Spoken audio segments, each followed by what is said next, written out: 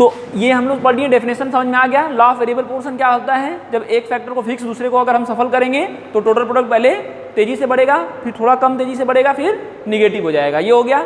अब इसको, इसमें 3 फेज मैंने बताया।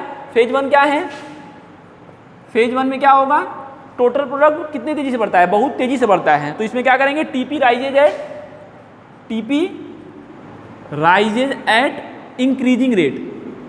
सृष्टि तुम कुछ अगर लिखना चाहती हो तो कहीं लिख लो, TP rises at increasing rate. पहले कैसे बढ़ता है, इंक्रीजिंग रेट, बहुत तेजी से बढ़ता है। फिर दूसरे फेज में क्या होगा, और इसके साथ साथ इसमें होता है इस समय मार्जिनल प्रोडक्ट भी बढ़ता है। अब ये तुम अभी नहीं इसके बारे में समझ रही हो, लेकिन अभी हम लोग जब शेड्यूल बनाएंगे तो ये भी समझ में आ जाएगा तुमको। तो टीपी पहले वाले फेज में टोटल प्रोडक्ट बहुत तेजी से बढ़ता है, उसके साथ मार्जिनल प्रोडक्ट भी बढ़ता है। दूसरे फेज में क्या होता है,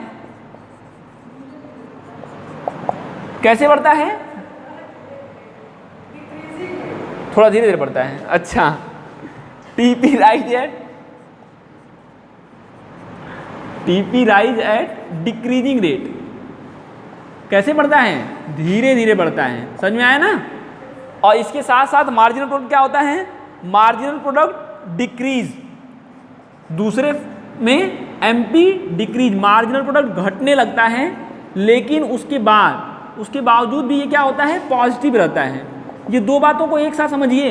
पहले फेज में टीपी तेजी से बढ़ता है और मार्जिनल प्रोडक्ट भी बढ़ता है। मार्जिनल प्रोडक्ट क्या है आप जानते हैं ना, जैसे ही मैंने नेक्स्ट यूनिट को काम पे लगाया, आउटपुट में कितना बदलाव आया, ये होता है आपका मार्जिनल प्रोडक्ट। तो ये बोल रहा है कि वो बढ़ता रहता है उस समय। दूसरे फेज में घटता है लेकिन पॉजिटिव रहता है, मतलब बीमार है लेकिन मरेगा नहीं, यही ना।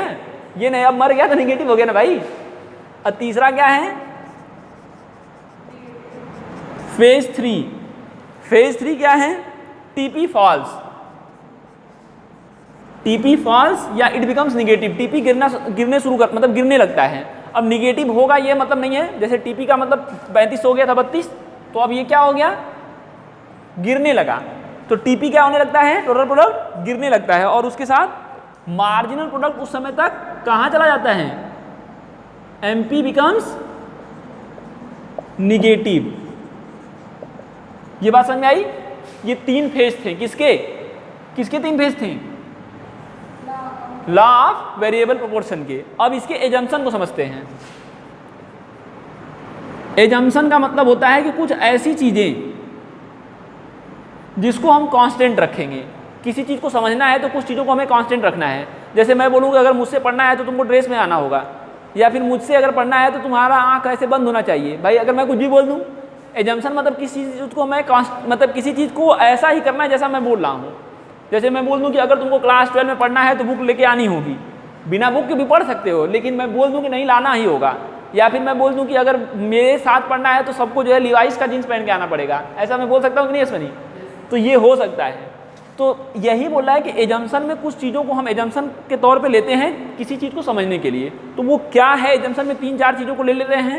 ये क्या है कि इस ऐसा होगा तभी ये समझ में आएगा, तभी ये चलेगा काम, ऐसा नहीं होगा तो फिर ये हम लोग नहीं पढ़ पाएंगे। तो एजम्पशन में देख लो, पहला होता है it operates in short run. पहली बात तो ये है कि ये शॉर्ट रन के लिए सारा सिस्टम है, लॉन्ग रन में सब चेंज हो जाता है। लॉन्ग रन में समय कितना होता है प्रोडक्शन के लिए, 15 साल 20 साल। मैं पूरा ज़मीन ही बेच दूंगा, दूसरी जगह ज़मीन खरीद लूँगा। तो ये अगर थ्योरी हम जो ये सब समझा रहे हैं, ये सब अगर तुम शॉर्ट रन की जगह लॉन्ग रन में यूज करना शुरू कर दिए तो गणित फेल हो जाएगी कि नहीं हो जाएगी। तो ये सब काम नहीं करेगा। तो यही बता दिया है, पहले ही बता दिया है कि भैया ये जो है क्या है, शॉर्ट रन में अप्लाई होगा, लॉन्ग रन में भूल के भी अप्लाई मत करिएगा। दूसरी बात,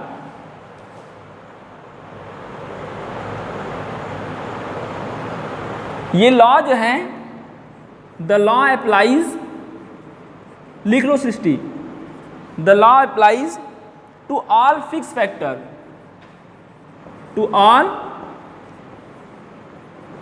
ये सारे फिक्स फैक्टर पे ये लॉ अप्लाई होता है। लैंड भी जिसमें इंक्लूड है, इंक्लूडिंग लैंड।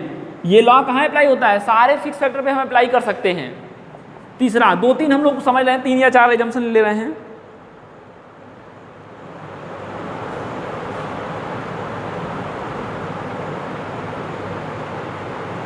उसके बाद टेक्नोलॉजी,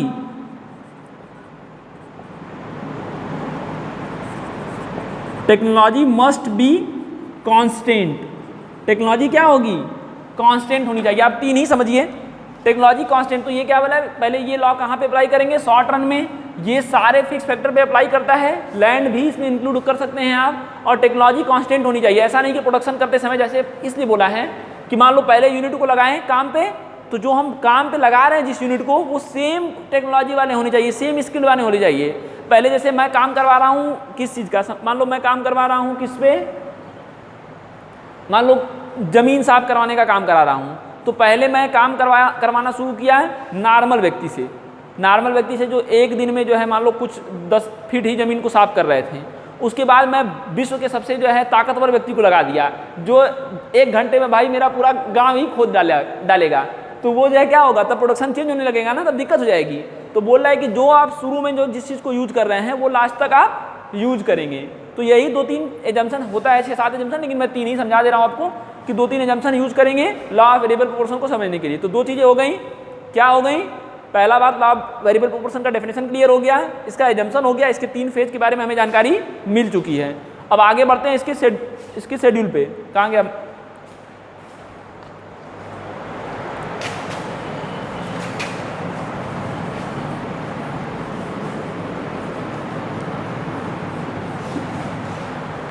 अब इसके शेड्यूल को समझते हैं।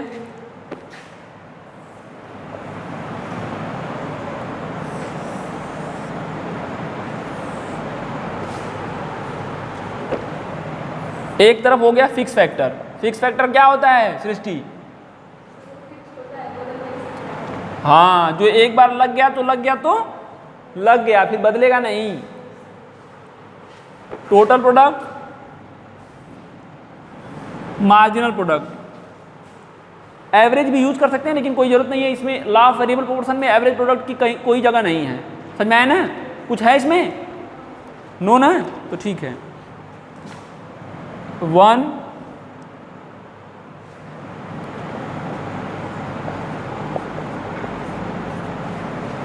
एग्जाम्पल के तौर पे बता रहा है कि मान लो एक ज़मीन है, एक ज़मीन में, ये शेड्यूल को मैं इसी तरह एग्जाम्पल से समझा दे रहा हूँ। एक ज़मीन है, ज़मीन एक है इसलिए हमने एक एक करके लिखा है। ऐसा नहीं कि पहले बार एक ज़मीन, फिर 2 ज़मीन, फिर 3 ज़मीन, ऐसा नहीं है। एक ज़मीन है जिसपे मैं लोगों को काम पे लगा रहा हूँ, मतलब मैं वेरिएबल फैक्टर को यूज करना शुरू कर रहा हूँ, इंक्रीज करना शुरू कर रहा हूँ। 1 से 2, 2 से 3, 3 से 4, 4 से 5, 5 से 6। पहला व्यक्ति जब आया तो ये कितना प्रोडक्शन दिया? 10 यूनिट का। दूसरा आया तो 30 यूनिट का प्रोडक्शन दे दिया। तीसरा आया तो 45 का दिया, फिर 52 का दिया, फिर 52 का दिया, फिर 48 का दिया। ठीक ना? इसमें कोई सीक्वेंस ऐसा नहीं, ये वो मत लगाओ कि ये यही पैटर्न बनेगा, ऐसा नहीं है। ये बताया इस तरह से लिख दिया है, पैटर्न लगाओगे तो दिक्कत हो जाएगा। फिर मार्जिनल प्रोडक्ट का पैटर्न लगा लो। मार्जिनल प्रोडक्ट क्या होगा? पहला तो छोड़ दो इसी तरह, या 10 ही लिख दो या छोड़ दो। दूसरे में कितना होगा? क्यों 20 हुआ? 30 में से 10 गया 20, मतलब ये 20 ज़्यादा प्रोडक्शन कर दिया। इसके बाद 15, इसके बाद 7, इसके बाद 0, इसके बाद -4। यही बोल रहा है ना?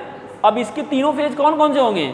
तो लो भाई, ये हो गया आपका पहले कितना हुआ था?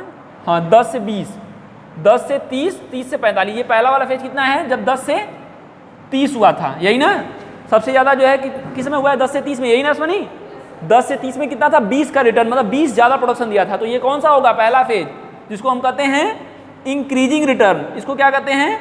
Increasing return to a factor. Phase 1 को हम कहते हैं increasing return to a factor. अब दूसरा फेज 15 से 7 और 7 से 0 यहाँ तक, ये ना? 45 से 52, 52 से 52 ही रह गया। तो ये यहाँ पे जो है बढ़ तो रहा है, लेकिन बहुत धीरे धीरे बढ़ रहा है। तो ये कौन सा है? दूसरा फेज, जिसको हम कहते हैं decreasing return to a factor. Return to a factor. और लास्ट वाला कौन सा फेज है? कौन सा? हाँ, ये है आपका negative return to a factor. तो ये 3 फेज होते हैं भाई। इसका शेड्यूल ये बन गया।